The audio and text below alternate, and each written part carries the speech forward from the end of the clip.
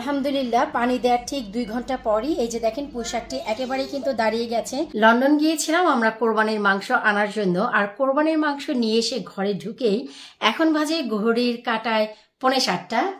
জি হ্যাঁ 7:45। আর এখন আমার কনজারভেটরির তাপমাত্রা আপনাদের সাথে একটু শেয়ার করতে চাচ্ছি, তো চলেন একটু দেখেন। যখনই ঘরে ঢুকেছি ঢুকেই দেখি 41। সো আমি একটি উইন্ডো খুলে দিলাম, মাত্র 5 সেকেন্ড হয়। এই যে দেখেন 40। এই যে ধীরে ধীরে যেহেতু উইন্ডো খুলেছি 40.9 ছিল, এখন 40.8 আপনাদের সামনেই। তো এই হচ্ছে আমাদের ঘরের এই কনজারভেটরির তাপমাত্রা, রেড হট হয়ে আছে। শুধু এই ঘর না, আমি নিজেও ঘরে ঢুকে পুরো রেড হট। সো একটা উইন্ডো না, এখন সব উইন্ডো খুলে দিব, বাকি ভিডিও ধীরে ধীরে হবে। এই হচ্ছে পুঁইশাক গাছের অবস্থা, যখনই ঘরে ঢুকলাম তখনই এই অবস্থা। আর এই হচ্ছে বাকি গাছের অবস্থা, যায় যায় যায় যায় যায় যায় অবস্থা। এইমাত্র পানি দিলাম ভাই, জানি না কি অবস্থা হয়। এই যে দেখেন, দেশের কোরবানি আর বিদেশের কোরবানির ভিতরে পার্থক্য কি ভাই, সেটা যদি জানতে চান অবশ্যই ভিডিওটিতে দেখা দরকার। হ্যালো এভরিওয়ান, আসসালামু আলাইকুম। কেমন আছেন আপনারা সবাই? আলহামদুলিল্লাহ আমি তো অনেক ভালো আছি, আশা রাখছি আপনারা সবাই ভালো আছেন।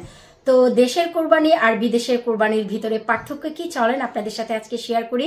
গতকালকে আমাদের ঈদ গিয়েছে, আর আজকে হচ্ছে আমরা কোরবানির মাংস কালেক্ট করলাম। কেন কালেক্ট করলাম, কোথা থেকে করলাম, ভিডিওটি শুরু থেকে শেষ পর্যন্ত দেখবেন, এতে করে ডিটেলস সব জানতে পারবেন।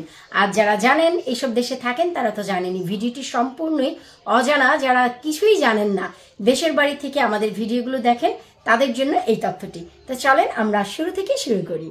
এই হচ্ছে ভাইরে পার্থক্য আমাদের এদেশ আর বিদেশের। এই হচ্ছে মাংস, আমরা ঈদের পরের দিন আজকে কালেক্ট করে নিয়ে আসলাম। এই যে দেখেন, এখানে ওরা আলাদা আলাদা করে কেটে দিয়েছে, যেমন এখানে চপগুলো কেটেছে, এখানে হচ্ছে মাথার মাংস, আর এই হচ্ছে সব মাংস। আর যে নাড়ি ভুড়িগুলো থাকে, নাড়ি ভুড়ি না সরি, ওই যে গিলা, কলিজি, গুদ্দা, ফ্যাপসা সব একটি আলাদা করে প্যাকেটে দিয়েছে। সো এখন দেখা যায় যে আপনারা যদি চান যে কোরবানির মিটটি, যেমন ছাগল বা ল্যাম বা শিপ বা গরু আপনারা বাসায় এনে কাটবেন, গরু হলে 4 পিস করে অথবা ল্যাম হলে 4 পিস করে দিয়ে দিবে। তো গার্ডেনে এনে আপনারা নিজেরা টুকরো করতে পারেন। সেই ক্ষেত্রে দেখা যায় যে মডার্ন যুগ, আমরা কি করব জানেন, মাংসের গায়ে একটি নাইফ দিয়ে, ছুরি দিয়ে, পোস্ট দিয়ে ছবি তুলে ফেসবুকে পোস্ট করাটাই খুব বড় কাজ মনে করব। বাকি যখন ছবি তোলা হয়ে যাবে সবকিছু বোঝা মনে হয়, এই জন্য আসলে আমরা সেই কাজ করি না, শখের জন্য। তাছাড়া আমাদের এদেশে রাইট ইকুইপমেন্টও নেই, তো আমরা প্রিফার করি যে এভাবে কেটে টুকরো করে ওরা রেডি করে রাখবে, আমরা নেক্সট ডেতে গিয়ে কালেক্ট করব। সো এখন এই যে মিক্স সবগুলো মাংস আমি মিক্স করব, তারপর হচ্ছে কিভাবে কিভাবে প্যাকেট করলাম, কি করলাম অবশ্যই আপনাদের সাথে সেটাও শেয়ার করব। এরপর আমাদের মাংসগুলো যেন একটু বেশি ভালো থাকে, তাই হচ্ছে ঠিক এভাবে করে প্যাকেট করছি। এই যে দেখতে পাচ্ছেন ভ্যাকুয়াম সিলার, এই ভ্যাকুয়াম সিলার মেশিনে যদি প্যাকেট করেন দেখা গেল যে আপনারা মাসের পর মাস এমনকি বছরও চলে যাবে, মাংসের গুণগত মান একেবারে অক্ষুণ্ণ থাকবে।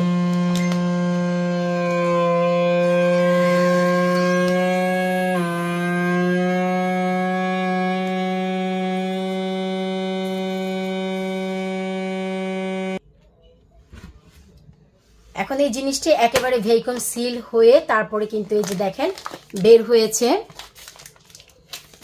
এই যে আমি দেখাচ্ছি, এই যে দেখেন এর ভিতরে এক্সট্রা কোনো ইয়ার বা কোনো কিছুই নেই, এই যে দেখতেই পাচ্ছেন। সো ভিতরে মাংসগুলো একেবারে প্রোটেক্ট থাকবে, খুবই ভালো, ভিতরে কোনো আইসও জমবে না। চেষ্টা করব এই ভিডিও শেষে অবশ্যই একটি ক্লিপ অ্যাড করতে, যে মাংসটি যখন ফ্রোজেন হয় পদ্ধতি বা স্টাইলটি দেখতে কেমন হয়। এই তো আমি বেশি দিন ভালো থাকার জন্য আমার মাংসগুলোকে ভ্যাকুয়াম সিলার মেশিনে সিল করে নিলাম, এতে করে খুব চমৎকার ভাবে এগুলো সেল হবে। এই যে দেখতেই পাচ্ছেন একেবারে এয়ার ভ্যাকুয়াম। সো যে বন্ধু বান্ধবকে দিব তাদের জন্য প্যাকেট করে রাখলাম। এখন হচ্ছে প্যাকেটের গায়ে নামগুলো লিখে রাখবো যেন আমার সুবিধা হয়। আর এই মাংসগুলো প্রতিটি প্যাকেটে আমি 1 কেজি করে প্যাক করেছি। আর এই হচ্ছে আমার মেশিন, যে মেশিনে আমি মেপে মেপে প্যাক করেছি আমার নিজের সুবিধার্থে, যে কোনো প্যাকেটে কম বা বেশি যায়নি, এতে করে একটি মেজারমেন্ট থাকে যে না সবাইকে আমি সমানভাবেই দিচ্ছি। আলহামদুলিল্লাহ পানি দেওয়ার ঠিক 2 ঘন্টা পরই এই যে দেখেন পোশাকটি একেবারেই কিন্তু দাঁড়িয়ে গেছে। কি অবস্থা ছিল আর একেবারেই কমপ্লিট ওকে আছে এখন। আর এই তো এখানে যে বেগুনের গাছগুলো ছিল এই গাছগুলো কোনো ক্ষয়ক্ষতি হয়নি, পানি দেওয়ার পর একেবারেই ঠিক হয়ে গেছে। আর এখানে যে বেগুনের গাছ ছিল একটি ফেলে দিয়েছি, কারণ একটি পুরোই পুড়ে গেছে। আর সব থেকে ক্ষতি হয়েছে আমার এই যে চাইনিজ লাউ, দেখেন যে একটি পাতার অপর যে সাইডটি ছিল এই সাইডটি একেবারেই পুড়ে গেছে। এই যে শুধু তাই না, এই যে এই পাশে যে পাতাটি ছিল এই যে দেখেন, এই যে পুরোই ডলা দিলে একদম পুড়ে গিয়েছিল। সো এইটার ক্ষতি হয়েছে।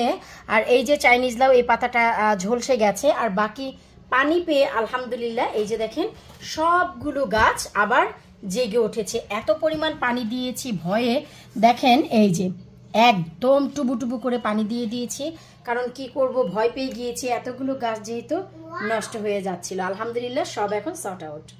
আলহামদুলিল্লাহ সবগুলো কাজ সেরে তারপর চিন্তা করলাম যে না, যেহেতু কোরবানির মাংস এসেছে ফ্রেশ, তো এই যে কিছুটা কোরবানির মাংসও রান্না করেছি সবাই মিলে খাবো বলে।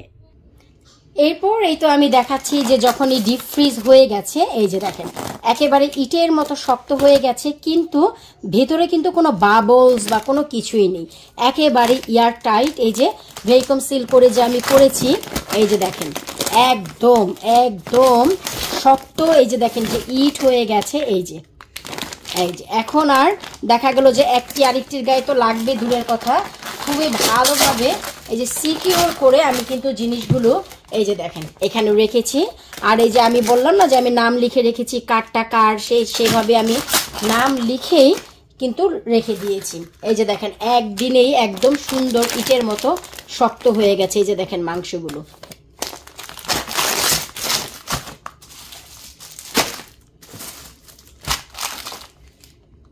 আলহামদুলিল্লাহ এই হচ্ছে আমার ঈদ ব্লগের শেষের পার্ট, যে আমার মেয়ে কোরবানির মাংস খাচ্ছে।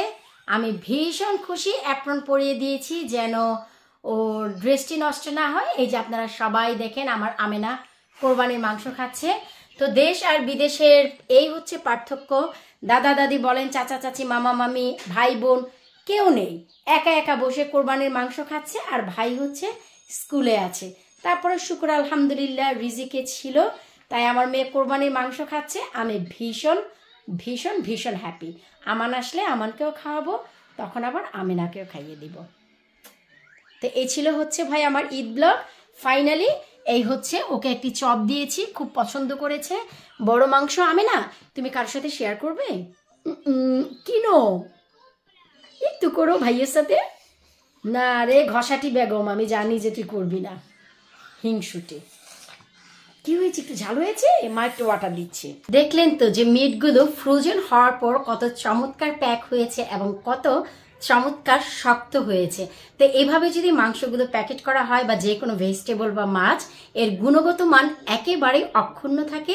কাঁচা কোনো সবজি যেমন কি বেগুন কেটে ভালো করে ধুয়ে পরিষ্কার করে হলুদ এবং লবণ দিয়ে মেখে যে ভাজবেন, ভাজার আগ মুহূর্তে কাঁচা বেগুনটি রেখে এইভাবে সিল করে যদি ডিপ ফ্রিজে রাখেন, 6 মাস পর এই প্যাকেটটি খুলে একেবারেই গুণগত মান অক্ষুণ্ণ থাকবে, কাঁচাই থাকবে, ভেজে ফ্রেশ খেতে পারবেন। এই হচ্ছে এই মেশিনের একটি সুবিধা। তো আশা রাখবো যে আপনারা আমাদের কোরবানির যে পার্ট সেটা বুঝতে পারলেন, যে কিভাবে ওপার আর এপারের কোরবানির পার্থক্য। আপনারা যেমন আমাদের বাংলাদেশে সবাই বন্ধু বান্ধব বসে কেটে টেটে আত্মীয় স্বজন মাংস কেটে বিল বর্টন করে নিজেরা রান্না করে খাওয়ার একটি মজা এখানে আর সেটা নেই। নিজেরা একা মাংস কালেক্ট করো, একা একা এগুলো প্রসেস করো, ফ্রিজ করো, তারপর বন্ধু বান্ধবের কাছে পৌঁছে দাও। এই হচ্ছে ভাই আমাদের ঈদের আর আপনাদের আমাদের বাংলাদেশের ঈদের পার্থক্য। তো আশা রাখছি আজকের এই ছোট্ট ব্লগটি আপনাদের ভালো লেগেছে।